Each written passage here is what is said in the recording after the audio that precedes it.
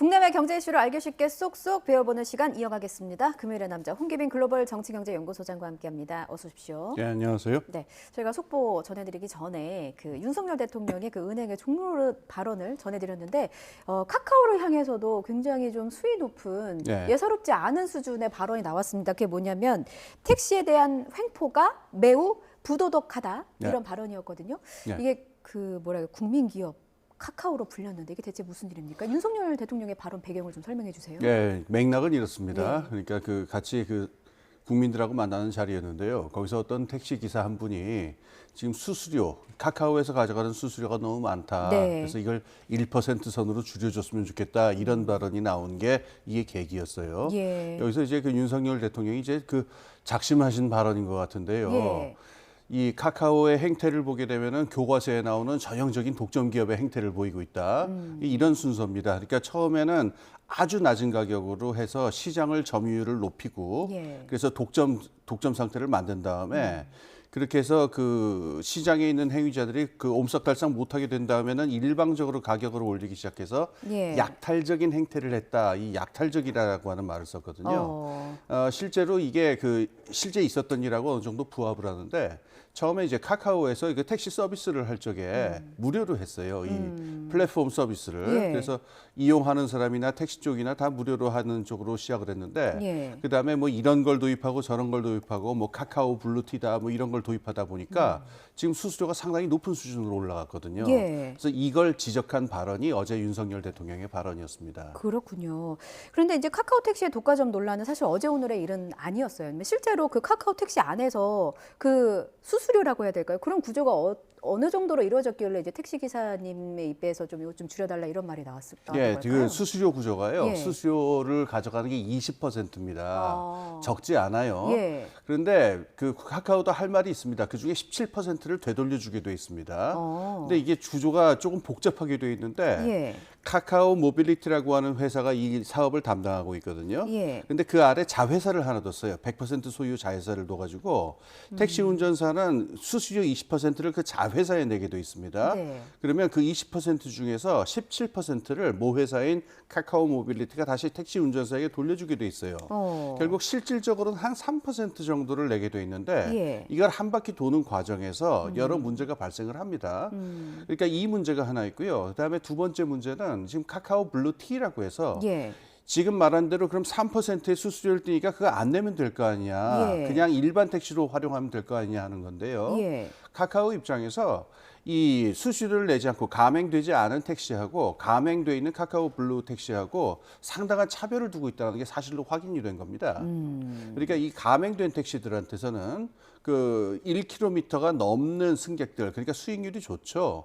이 승객들의 배차를 우선적으로 한다든가 여러 가지 이익을 줘가지고 이 블루티에 가입하고 수수료를 내고 가입한 쪽에서 훨씬 더 그 기사님들이 많은 수익을 가져갈 수 있도록 하니까 이거는 플랫폼을 놓고서 자신들에게 돈을 내는 쪽에다가 일방적으로 이익을 주는 불공정한 독과점 행위다. 이렇게 판단할 수가 있게 되는 거죠. 그렇군요. 금감원이 또 들여다보고 있는 의혹 중에 하나가 분식회계 혐의인데 매출을 3천억 원을 부풀렸다는 의혹이에요. 물론 이제 카카오 측은 아니다라고 강하게 반박은 하고 있습니다만 이게 금감원이 좀 뭔가를 포착을 했으니까 또 이런 혐의를 좀 보고 있는 것 같고 어떤 부분이 또 문제가 된 겁니까? 바로 방금 말씀드린 그 수수료 부분입니다.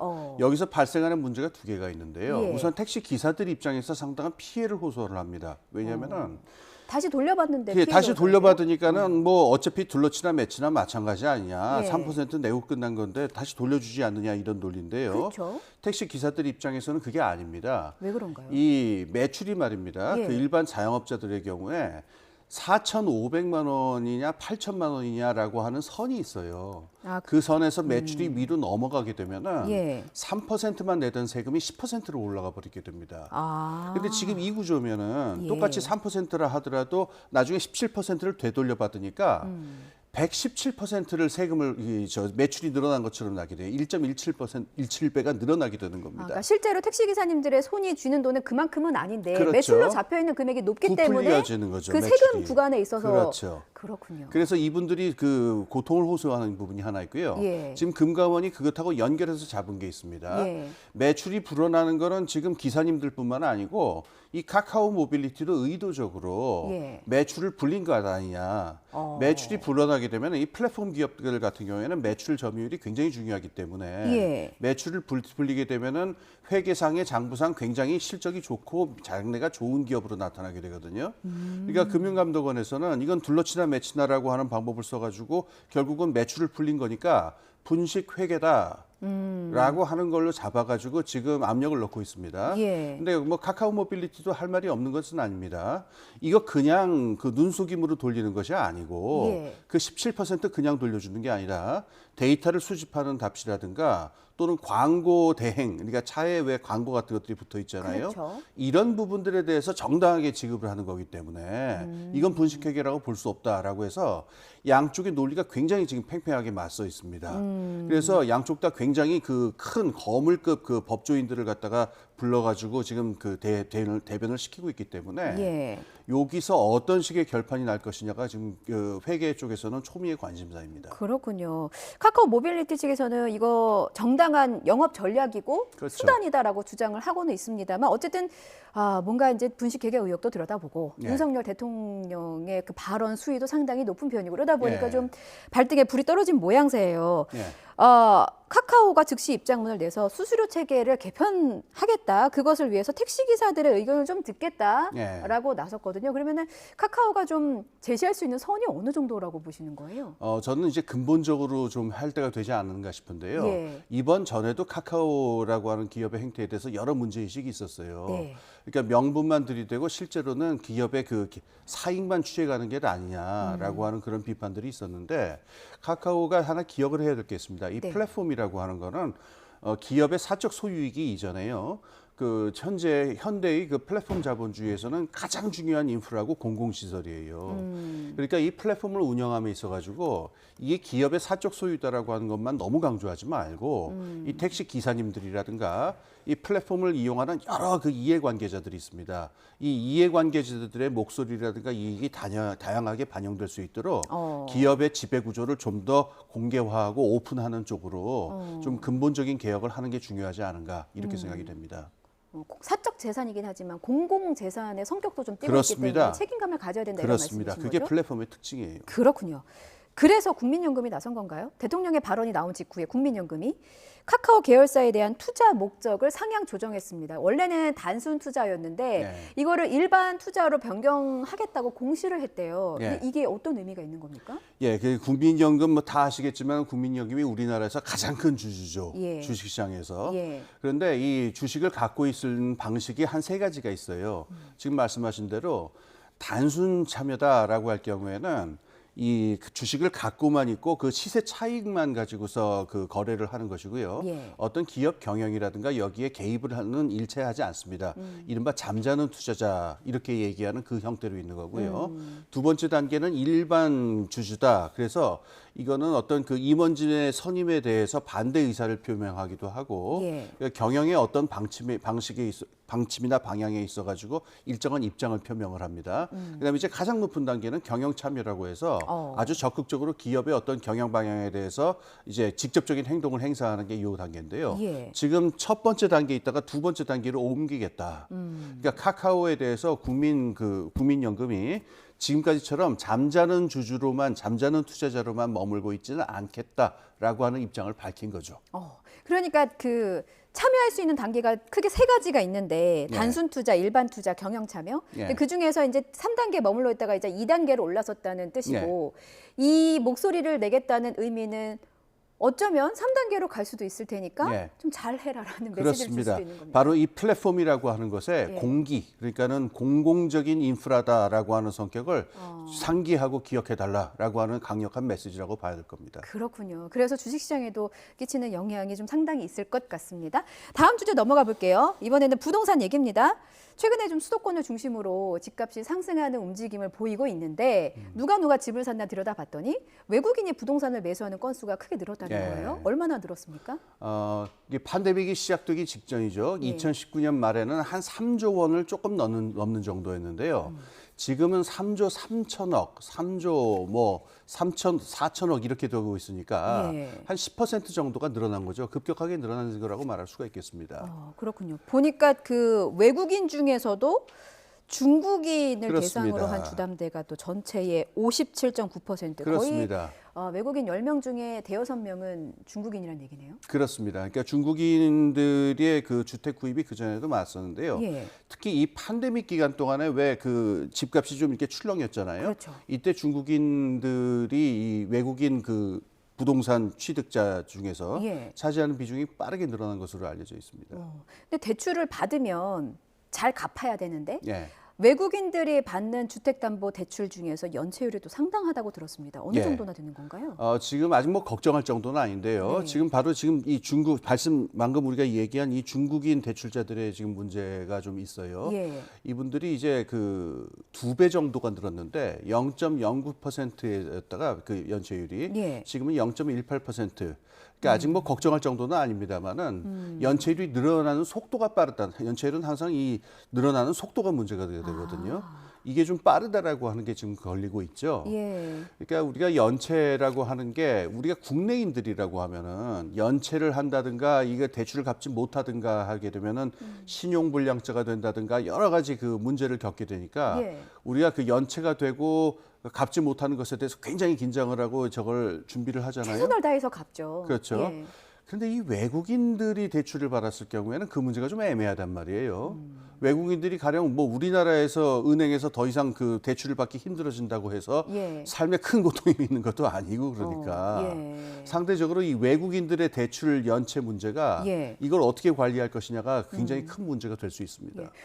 물론 모든 외국인들이 다 그렇다는 건 아닙니다. 그리고 예. 뭐 한국에 와서 거주하시는 분들이 또 많잖아요. 거주 그렇습니다. 목적으로 주택을 사는 경우는 전혀 문제가 되지 않습니다만 이제 예. 여기서 문제가 되는 거는 일부 투기 목적으로 주택을 그렇습니다. 거래하는 경우가 있다는 거예요. 근데 예전에 그 집값이 출렁일 때도 투기 목적의 부동산 거래 때문에 집값도 좀 많이 영향을 받았고 문제가 많았다는 기사는 참 많았거든요. 예, 그렇습니다. 거기다 이 외국인들이 우리나라 집을 살 적에 우리나라 은행에서만 대출을 받는 게 아니라 이 계획을 본국에 있는 은행에다 제출을 해서 예. 거기서도 자금을 그 마련을 할 수가 있어요. 네. 그러니까 전체적으로 보면 이 투자하는 사람의 자기 자본의 비율은 굉장히 낮고 대출 받고 이중으로 해가지고 이렇게 일이 벌어지는데 예. 거기다 우리나라 그 부동산 값이 굉장히 지난 몇 년간 빠르게 막 출렁이고 이러다 보니까 그렇죠. 아까 여러 번 나옵니다만은 이 예. 중국인들이 이런 행동을 보이는 경우가 굉장히 많았거든요. 그러니까 여기에서 조건을 댈 필요가 있습니다. 예. 우리나라도 외국에다가 그 우리나라 사람들도 외국에서 그 부동산들을 취득하는 경우가 많이 있어요. 그렇죠. 그러니까 이게 그 자체가 나쁜 건 절대로 아니거든요. 그럼요. 근데 여기는 상호주의의 원칙이라는 게 있어요. 네. 가령 우리가 외국에 어떤 집을 산다 그러면은 그 나라에서 1년 동안 이상 거주해야 된다는 조건이 붙어 있는 나라들이 많습니다. 근데 우리나라는 지금 그 조건이 없어요. 진입장벽이 낮은 거네요. 외국인들이 그렇습니다. 집을 살 굉장히 때. 낮고 예. 또 이 문제도 있습니다. 가령 이 투자 이민 문제가 있는데 네. 우리나라가 미국에다가 투자 이민을 하려면은 10억에서 13억 정도를 가지고 있어야 할 뿐만 아니라 1년 안에 한 명 이상을 고용을 해야 됩니다. 근데 이런 조건이 있어야 투자 이민이 가능한데 우리나라는 5억밖에 되질 않습니다. 그리고 고용에 대한 조건도 없어요. 그래서 우리나라가 외국인들이 우리나라에 들어와서 집을 산다든가 투자 이민을 들어온다든가 하는 조건에 있어가지고 뭐 과하게 하자는 게 아닙니다. 이 상호주의에 입각해가지고 외국이 하는 만큼은 우리도 이제 이걸 정비해야 될 때가 되지 않았느냐 이런 생각을 할 필요가 있습니다. 그러니까 우리가 외국에 나가서 거주를 하거나 투자를 할 때 받는 제재가 있는 것처럼 예. 우리도 외국인들을 받을 때 비슷한 수준의 제재는 있어야 우리 시장이 좀 그렇습니다. 안정된다라는 예. 취지의 말씀이셨어요. 그렇다면 끝으로 이제 뭐 이런저런 대책을 말씀해 주셨습니다만 실제로 이런 그 외국인들의 주택 구입 문제 혹은 투기성 주택 구입 문제가 이제 문제가 되니까 예. 정부에서도 대책을 준비를 해야 될 것 같은데 예. 좀 준비가 되고 있습니까? 이게 예, 방금 말씀드린 대로 예. 아까 상호주의 문제에 입각을 해가지고 예. 거주 기간을 둔다든가 또는 투자 이민의 액수를 상향 조정한다든가 지금 활발하게 이야기가 되고 있습니다. 예. 근데 여기서 저는 꼭 한 가지 이 당부를 드리고 싶은 게 있는데 네. 우리나라 부동산 시장의 상층으로 가게 되면요, 이건 이미 우리나라 시장이라기보다도 글로벌 시장, 그러니까 지구적 차원에서의 부동산 시장의 가격하고 같이 움직입니다. 예. 그러니까 우리나라 부동산 시장의 아주 높은 부분은 런던이라든가 뉴욕, 맨하탄 같은 아주 그 세계적으로 비싼 그 부동산 시장하고 같이 움직이는 경향이 있거든요. 그러니까 좀 더 어떤 제재라기보다도 규제를 한다든가 제도 정비를 할 적에 우리나라 부동산 시장이 갖고 있는 이 다면적인 측면, 글로벌화되어 있는 측면을 충분히 고려를 해가지고 좀 다면적인 접근과 제도를 준비해 주셨으면 좋겠습니다. 그렇군요. 소장님 말씀 듣다 보니까 그 제가 우려되는 부분이 있어서 조금만 더 추가 질문을 드리면 아까 그 외국인 주택담보대출의 연체율이 0.09%에서 0.18%로 2배가 늘었다고 이제 말씀해 주셨어요. 근데 이제 이게 비율보다도 사실은 증가하는 속도가 문제라고 그렇습니다. 하셨는데 이게 사실 그 사건이 한번 터지게 되면 고스란히 피해는 우리 국민이 받게 될 수 있는 거잖아요. 보통 이제 세입자가 우리 국민의 가능성이 굉장히 큰 거니까 금융기관의 재정 건전성에도 문제가 될 것 같은데 이게 어느 정도 수준이 되면은 좀 위험하다라는 신호로 봐야 되는 겁니까? 그 절대적인 액수가 있는 것은 아닐 거예요. 그런데 연체율의 그 연체의 경향으로 봤을 적에 이게 하나의 풍조, 그러니까는 아까 말씀드린 대로 외국인들이 우리나라 은행에다가 꼭 돈을 갚아야 되느냐, 내국인들하고는 다른 입장에 있거든요. 그러니까 이게 속도에 대해서 우려를 하는 이유가 이 속도가 빠르다고 하는 거는 이런 똑같은 행태가 확산되고 있다는 얘기가 되는 거니까 어떤 절대적인 숫자 이 문제보다도 숫자 이 속도를 봐가지고 이것이 어느 만큼 확산되느냐 이런 풍조가 나타난다면 빨리 무슨 조치를 취해야 되겠죠. 그 시점을 잘 예의주시하고 있을 필요가 있겠네요. 그렇습니다. 알겠습니다. 오늘 말씀 여기까지 듣겠습니다. 지금까지 홍기빈 글로벌 정치경제연구소장과 함께했습니다. 말씀 잘 들었습니다. 네, 감사합니다.